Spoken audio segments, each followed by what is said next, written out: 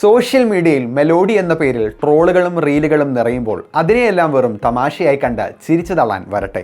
Italian പ്രധാനമന്ത്രി Georgia മെലോണിയും ഭാരതത്തിൻ്റെ പ്രധാനമന്ത്രി നരേന്ദ്രമോദിയും തമ്മിലുള്ള ഈ കെട്ടുറപ്പുള്ള സൗഹൃദത്തിന് പിന്നിൽ ലോക വ്യാപാര ഭൂപടം തന്നെ തിരുത്തിക്കുറിക്കാൻ പോകുന്ന നരേന്ദ്രമോദി സർക്കാരിൻ്റെ അതിശക്തമായ ഒരു നയതന്ത്ര സ്ട്രാറ്റജിയുണ്ട്.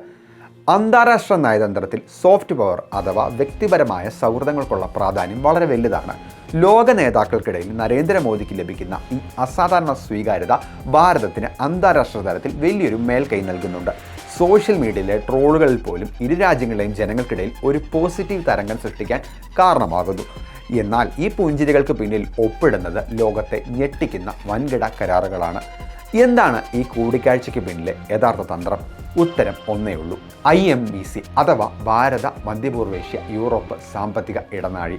ഏഷ്യയിൽ നിന്നും യൂറോപ്പിലേക്കുള്ള ചൈനയുടെ വ്യാപാര കുത്തക തകർക്കാൻ ഭാരതം മുന്നോട്ട് വെച്ച ഈ പദ്ധതിയുടെ യൂറോപ്പിലെ ഏറ്റവും പ്രധാനപ്പെട്ട കവാടമാണ് ഇറ്റലി.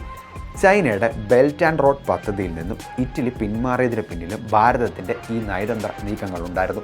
ഇപ്പോൾ മോദിയുടെ ഇറ്റലി സന്ദർശനത്തോടെ ചൈനയ്ക്കുള്ള പൂട്ട് ഭാരതം ഭദ്രമാക്കി കഴിഞ്ഞു. വെറുമൊരു വ്യാപാര ബന്ധത്തിനപ്പുറം പ്രതിരോധം, സൈബർ സുരക്ഷ, ബഹിരാകാശം, ആർട്ടിഫിഷ്യൽ ഇൻ്റലിജൻസ് എന്നീ തന്ത്രപ്രധാന മേഖലകളാണ് ഇരു രാജ്യങ്ങളും കൈകോർക്കുന്നത്. യൂറോപ്പിലെ ഏറ്റവും വലിയ വ്യാവസായിക ശക്തികളിലൊന്നായ ഇറ്റലിയുടെ സാങ്കേതികവിദ്യ മേക്ക് ഇൻ ഇന്ത്യ പദ്ധതിക്ക് വലിയ ഊർജ്ജമാകും. 2029 20 ബില്യൺ യൂറോയുടെ ഉഭയകക്ഷി വ്യാപാരമാണ് ഭാരതം ഇതിലൂടെ ലക്ഷ്യമിടുന്നത്.